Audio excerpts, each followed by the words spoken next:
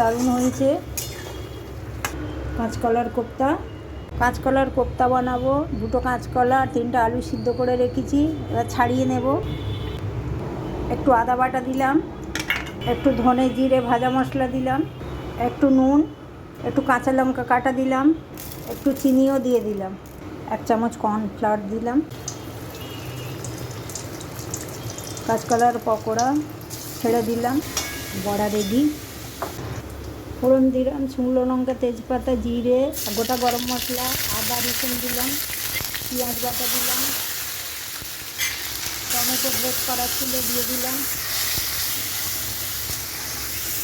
একটু হলুদ দিলাম, একটু কাশ্মীরি লঙ্কা দিলাম, একটু নুন দিলাম, একটু চিনি, 4টে কাঁচা লঙ্কা দিলাম। এবারে জল ঢেলে দিলাম, 1 চামচ দই দিলাম, টক দই, কাজু পোস্ত বাটা দিলাম, একটু ধনে পাতা উপর দিয়ে ছড়িয়ে দিলাম, কাঁচকলার কোপ্তা দিয়ে দিলাম।